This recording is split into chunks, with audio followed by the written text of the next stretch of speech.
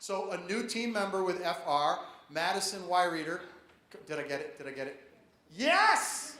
Get up here. One of the things she's responsible is first year, this awesome guidebook. Can we give her a round of applause just for that? It's like a brainchild. If this is how you do the little things, I can't wait to see how you do the big things, because the little things done well always take care of the big things.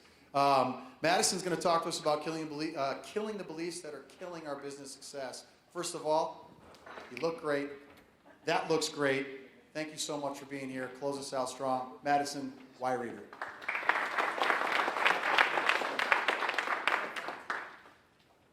Awesome. Well, thanks so much for having me. As Dave said, my name is Madison. I'm the new program manager at Fitness Revolution, and was especially excited to come to EFPS for the first time this year because it's the 10-year anniversary, so that's just kind of cool that those two things aligned.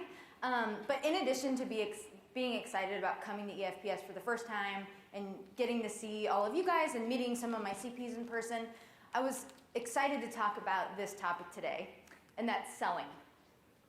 And not just selling, but selling with confidence. How many of you guys would say that you have mastered having confident sales conversations? Okay, a few hands. Let's flip the question. How many of you guys have had the perfect prospect? Like someone smack dab in the middle of your target market, your ideal client, walk into your business and sit down and have a sales conversation with you, and then they walk out and never buy? Does that happen to anybody? Oh, thank you. I guess I'll figure it out. Green button? Laser. Oh, okay, cool. Okay, yeah. Okay, so everyone has had at least one experience where a prospect comes in and the sale doesn't happen, right? And that's what I think is so interesting about this topic. We are a room chock full. I mean, we are like stacked with talent. I mean, every single one of you guys are competent, capable, confident business owners, but very few of us actually sell with confidence. I think selling gets a bad rap. We kind of think of it like a necessary evil. We see it as this unpleasant hoop we have to jump through to get to the things that we actually care about, like training and coaching. But I don't think that has to be the case. And that's what we're going to be talking about today. So that belief that selling is a necessary evil, along with some of the others that we have about selling, are not only hindering your ability to sell well, but they could be the killers of your business if you don't address them. And so today we're going to be talking about identifying those limiting beliefs and how to put them to rest. And secondly, how to sell with confidence using the coaching skills that you already have. So I know I'm a new face, so I wanted to do a little bit of an introduction, give you guys a little bit of my background, and just clarify one thing.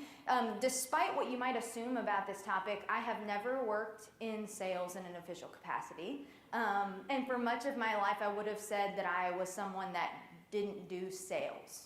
I've always worked in a coaching capacity, in a coaching roles. I love working in interpersonal relationships, but I just would have never said that selling was a real strength for me until more recently. So I actually started my professional career in criminology. I started out in victim advocacy, and I worked with women who had survived sexual assault. And then later I worked in the government in recidivism reduction. So I was using a lot of the coaching principles and the behavior change science principles that you all use on a daily basis, but I was applying them in completely different scenarios, right? So I would work with drug offenders, and we'd work on how to leave environments that they were most likely to relapse in. Or I'd be counseling women, and they'd be making the tough decision on whether to press charges against their offender. And so we were doing these coaching sessions, and it was really a lot of the same things that you all do on a daily basis. It just wasn't about diet and exercise.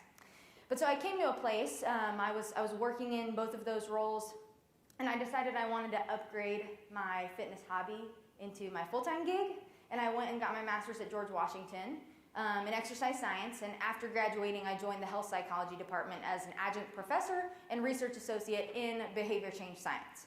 So I kind of pivoted and was still using a lot of those behavior change science skills, but now I was applying them to behavioral health, which is what you guys do day in and day out. And so I had worked in government and I had worked in academia, and I had never had to sell, and it was great. I was really thankful for that. But it wasn't until I opened my own business, a wellness counseling business in Indianapolis, that I actually had to try my hand at selling.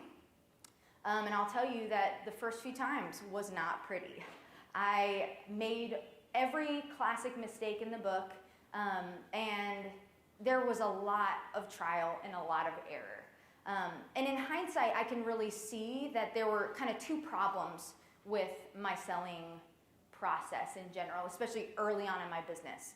I had a warped perception of what sales was, and then I also had absolutely no approach. Or if I did have an approach, it really wasn't based on anything scientific or anything beyond a kind of a guru's method.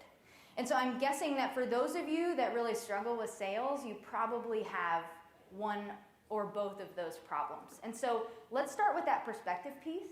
I want to hear what comes to mind when I say the word sales. So when I say selling, what is it? What comes to mind? Like, what images conjure up in your head about what selling is? Or maybe if I say the word salesman or saleswoman. And this is not a rhetorical question. Pressure. Yeah, Dave. I think one of the things I think about is needing someone to buy what you're selling. Mm-hmm. Like high pressure or stakes. Needing. Oh. Like, I need you. There's this feeling of like neediness instead of worthiness. I understand what you're saying. There's a distinction there, and it changes the dynamic of the conversation. What else do you think of when I say salesman? Used cars. Yeah, I think of bad outfits, like short sleeve button ups and a tie that's too short. What else? Snake oil salesman, okay. Pushy. Can you say that again? Pushy. Pushy, yeah, like high pressure, okay. So no one named anything positive. Did you notice that? And I wasn't thinking anything positive either, right? I think how we define selling is really important. And so there's kind of a range when we ask this question, like what is sales or what's a sale or what is selling? And the first one I think you could say is it's an exchange. It's an exchange of value. It's a transaction. And so transaction kind of implies that there's no relational component, right? It's just about the swap. And you're there to do business, and then you part your ways, and that's that. And so that's probably the most neutral way to define selling.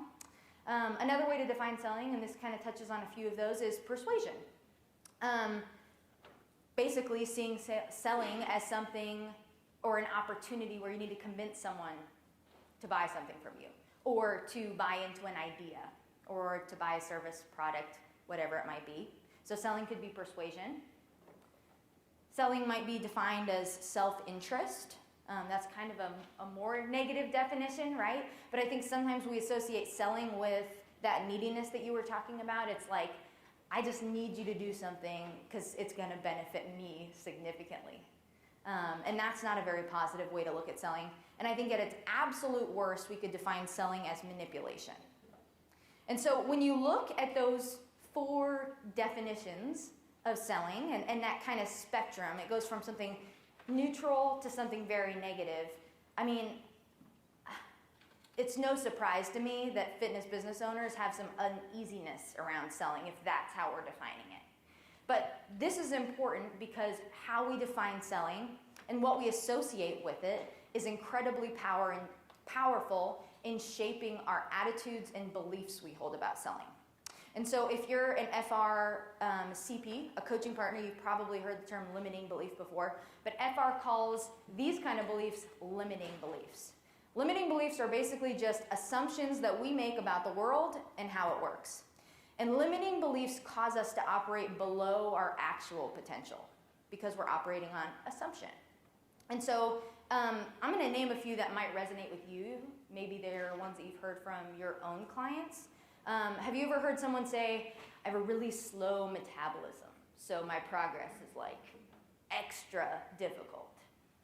I've heard that a lot. Has anyone heard that one? Okay. How about I'm not athletic? That's a limiting belief.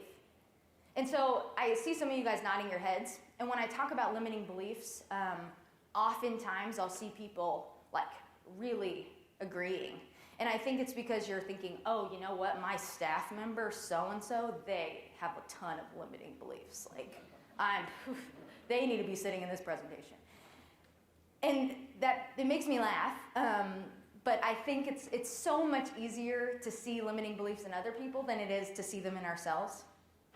But the ones in you, in the business owner, the most powerful person in the business, the most critical person in the business, those are the ones that will sink you if you don't know that they're there.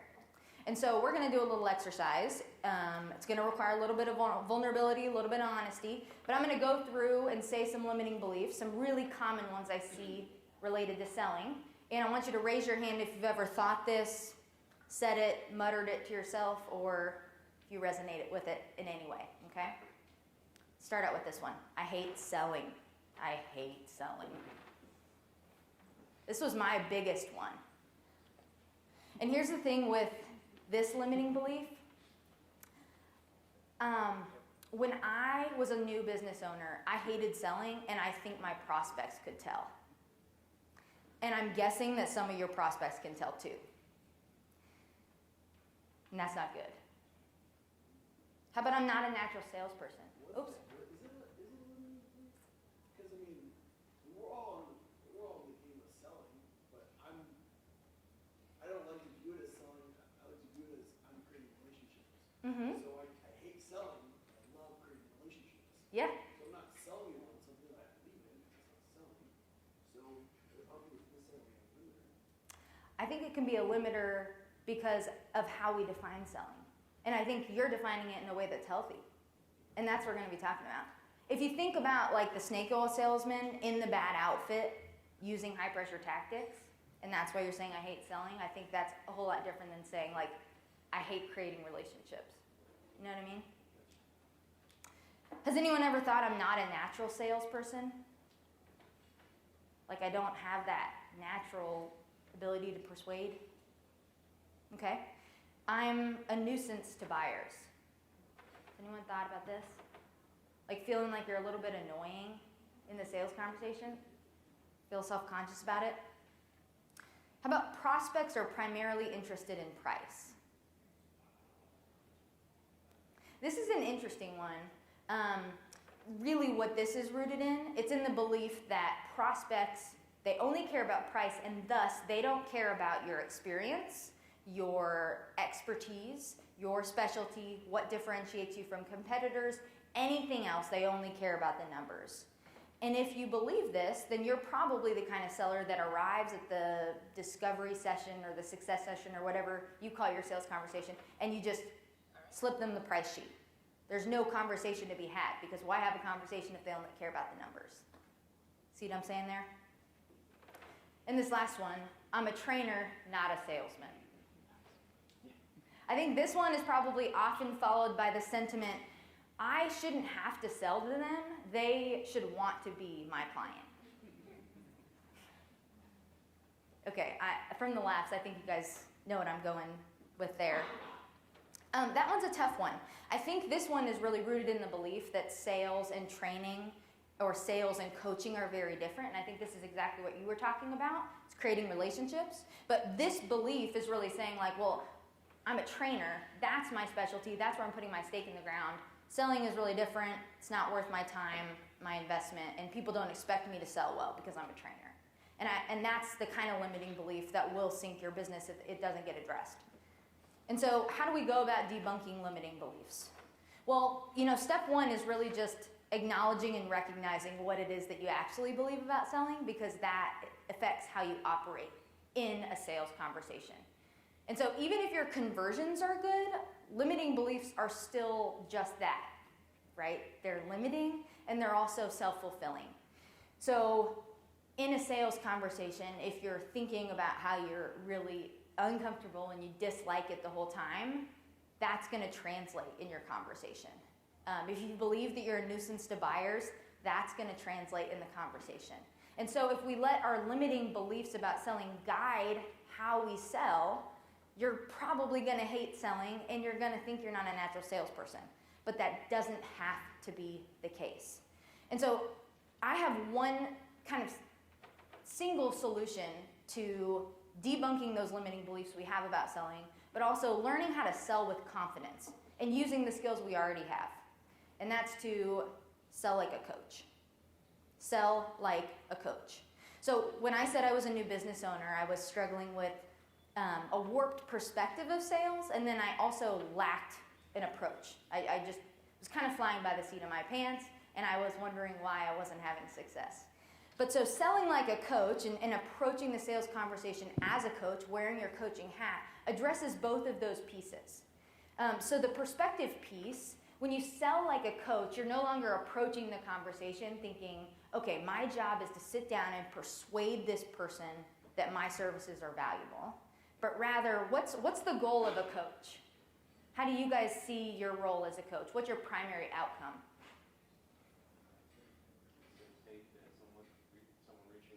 Helping someone reach their goals? Yeah. It's basically, I'm here to solve a problem or to help you solve a problem, right? That's our craft. That's what we do daily. And so if you're approaching the sales conversation and you're sitting down and you just are genuinely interested in helping the person solve a problem, that's a very different attitude and approach than sitting down with the expectation that you have to persuade the person that what you offer is valuable.